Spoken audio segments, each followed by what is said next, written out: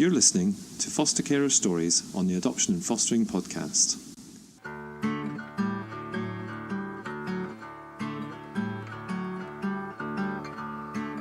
In this episode, we talk to Marie, a single carer who's been fostering for nearly 2 years.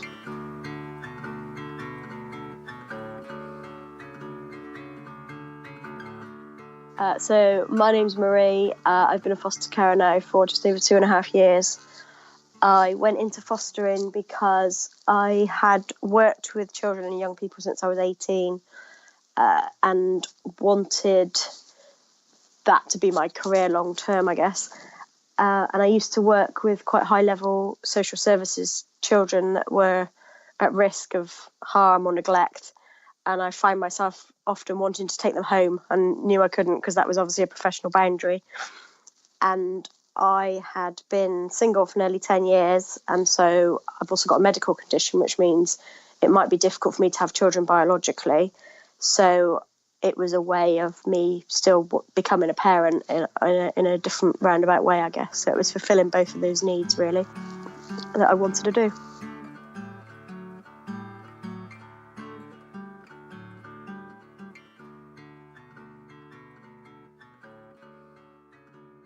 I found the process quite. It was fine, actually. It was quite therapeutic going through like my family history and my family tree. I was having lots of work done on my house, so I had people pulling walls down and ripping wires out of places while my form F assessment was being done. And so I originally used to be a short break carer for a disabled child, and when you're a short break carer, you're allowed to. I had a 1-bedroom flat, so I slept on the sofa bed, and the child slept in my bedroom. But when you become a foster carer, you have to have a dedicated bedroom for that child.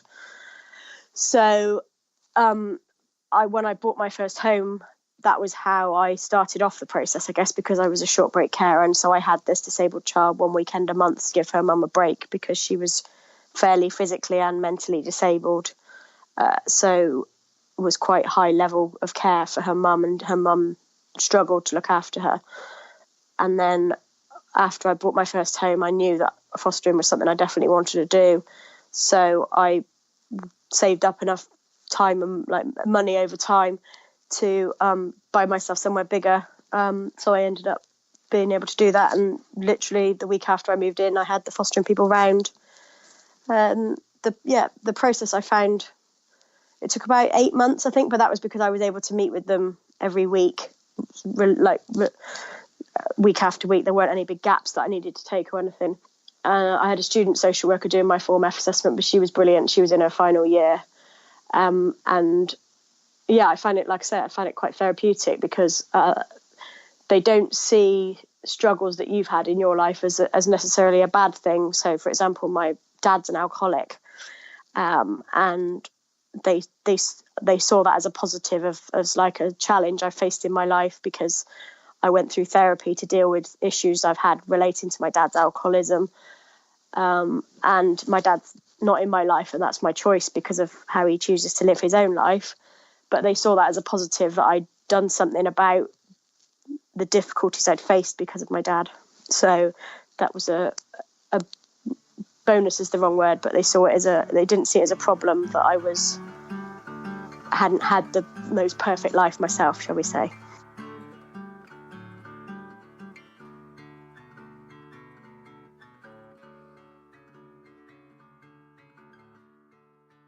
I was approved. They interviewed my mum, they interviewed my best friend, they interviewed some of my ex-employers that I'd worked for. So it's a really thorough, understandably, process that they go through. So I went to panel, and they asked me questions at the panel, but I didn't find that intimidating or hard at all because they were all lovely. I was nervous, obviously, because it was one of those sort of, I was holding my breath hoping they were going to say yes. And like the foster agency said to me that they don't take you to panel unless they're confident they're going to say yes. So it was kind of something I still had to go through, but it was another thing to tick off the list, I guess, to get the process completed. So once I'd been to panel, I got accepted and they said yes.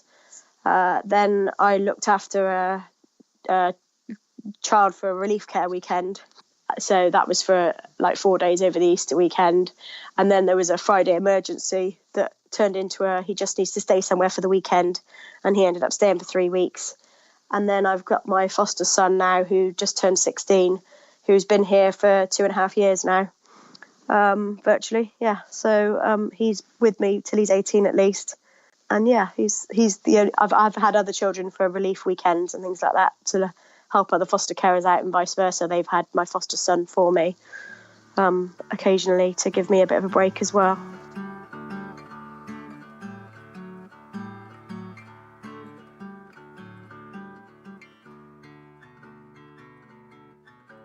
The challenges, I would say, it sounds really cliche because this is the best thing I've ever done in my life, but it's still the hardest thing I've ever done as well.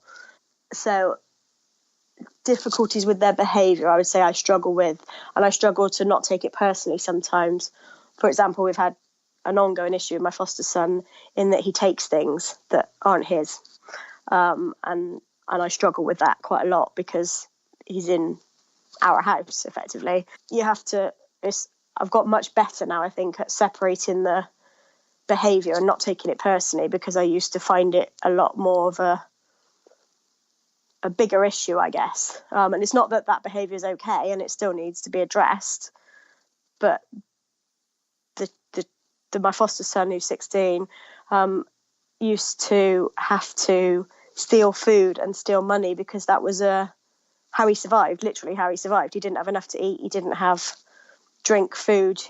He talks about eating frozen food out of the freezer because there was nothing else to eat in the house that day. But that doesn't mean his taking of things now doesn't need addressing, because he still needs to know that behaviour isn't okay.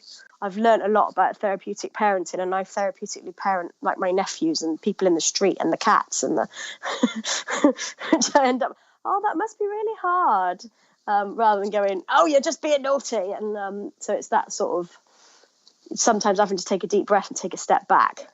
I find it hard that people don't always get why I parent my foster son in a different way, because they've been brought up with a good attachment to their parents, and so they don't always see why I do things differently and why I'm such a strict person around food, because he struggles to control his appetite again because of what he went through. So I have to sometimes literally weigh things out for him or pour it for him, because he would otherwise just eat the entire house. And that's, again, because of what he's been through. And people sometimes say, you're being a bit mean there, aren't you? But that's because they don't get it, kind of thing. So I struggle with other people's views on what I do and why I do it, I guess.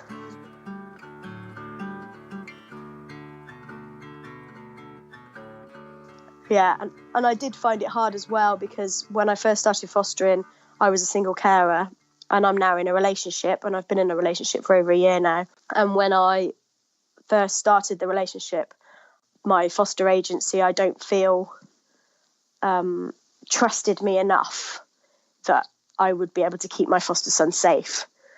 And I found that really hard. And luckily, my foster son's social worker knows me really well, knows my foster son really well. And she fought my corner on one particular day. And I'll be forever grateful to her for that, because she wanted them to see that I have got my head screwed on. I am making sure he's safe and putting his needs first, I guess. So sometimes not being seen as the professional, I guess, I find hard as well, in that they'll take his social worker's word for something, but they won't take foster carer's word for something. So yeah, that's the thing I struggle with, I guess. Like lack of clout that we have. Like when I was trying to set up his bank account, gone to college, so he needed a bank account because he's that bit older now, and so needs to buy his lunch at college. And he needed a letter from his social worker, and his social worker had been off sick for weeks, and they wouldn't just accept my foster care ID and my word that he's a foster child, but the social worker who sees him 4 or 5 times a year, they'll accept that from them. And so it's sometimes I struggle with, it's almost a lack of respect, but that's too strong a phrase, I think.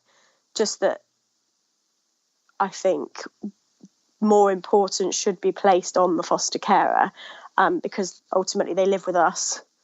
We know that child better than a social worker who's got however many cases, I think.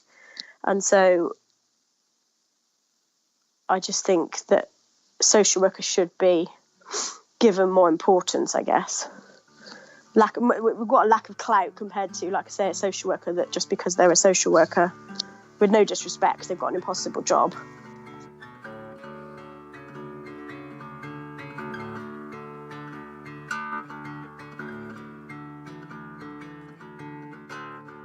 I've learned I've got more strength than I thought I did have, and I don't mean that in a physical sense, because fostering is hard. It's hard work. I guess I've learned a whole new way of parenting, if that makes sense, because that's one thing they don't cover massively in the Skills to Fostering training, is this isn't typical parenting, because these aren't well-attached children.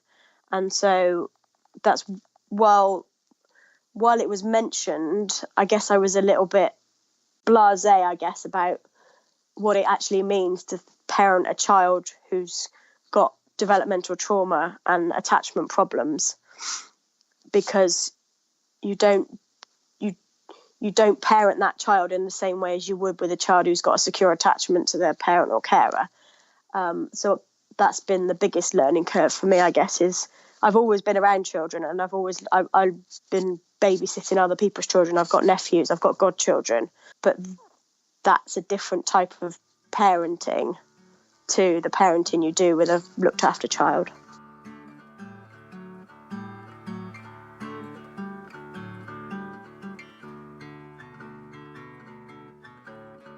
The best bits about fostering, I would say, are when people notice the change in a child. And I don't just mean their physical development, because my foster son because of his neglect, he was tiny for a 12-year-old when he first came to me, and he's now nearly 6 foot tall.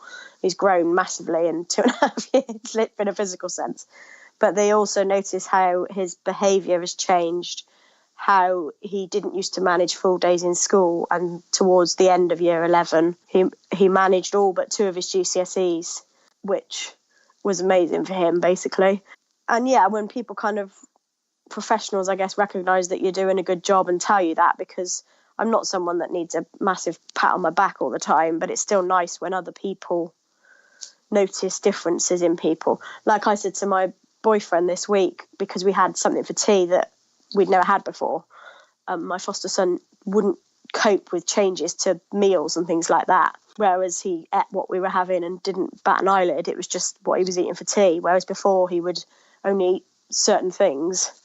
So it's that sort of change in him that I know I've certainly noticed, and but that other people would take for granted when someone eats something new, I guess. But things like that they haven't had control in their lives, and so they often have to control the things they can control, like what they eat and when they wash and when they go to bed. And so it's things like that, when they've put the washing in the wash basket themselves, or they've washed their face and brushed their teeth and you haven't had to prod them to do it. So it's those, sometimes it's just little things they do that, yeah, sometimes I'll be like, he's took his cup out into the kitchen, and maybe that's a teenage thing, but it's also because they've never had cups, for example, so they don't see the importance in it and don't see the point in why stuff needs to be tidied up and things like that. So sometimes it's just tiny little things, but it's also, my foster son used to really struggle with physical contact, so like even someone touching him used to make him jump or flinch,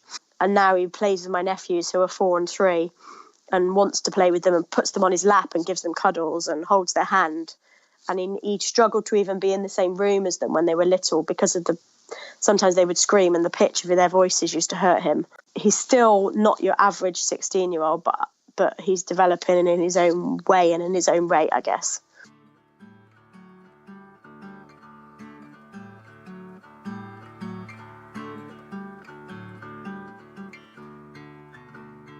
I do enjoy fostering, yeah. Like I said earlier, it's the hardest thing I've done, but it was the best decision I've made.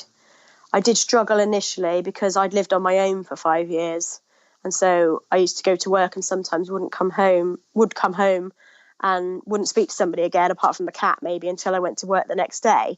So I did struggle quite a bit when my foster son first moved in because someone was in my house all the time. So I think that was quite a big adjustment for me. And I remember my mum saying to me at one point when I was about 2 months in to my foster son living with me, she said, "Oh, are you sure you can do this?" Because I was a bit emotional. And I said, "Yeah, Mum, I can do it." And it was just an adjustment. The same as he was adjusting to living with me and living with structure and routine that he hadn't had. I was adjusting to having someone in my house all the time. And someone, like, having never been a biological parent myself, I didn't used to have to get up to somebody in the night because he has nightmares and sleepwalks quite a lot because of, again, what he's been through. So it was having to listen out like parents do for a child who's wandering around the house or having a nightmare. So it's that sort of thing. But yeah, it's definitely the best thing I've done. And I wouldn't change it at all.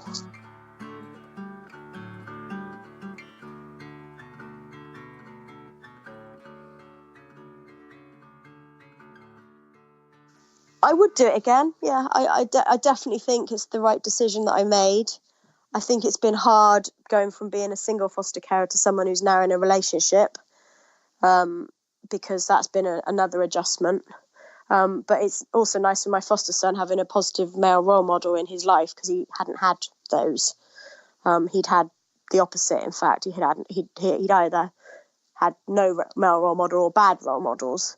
So that's been good for him as well. If I was to change anything, I would maybe have done a bit more research into the reality of parenting a child with difficulties and with different needs to your average child of that chronological age, I guess, because it isn't average parenting, it's not regular parenting. And I think that was the one thing I maybe did think is missing from the Skills to Foster training is more detail on what your day-to-day, because every child's different, but there's certain things that you're going to need to do to help that child, I guess, that are standard for foster children that I think maybe doesn't get enough attention.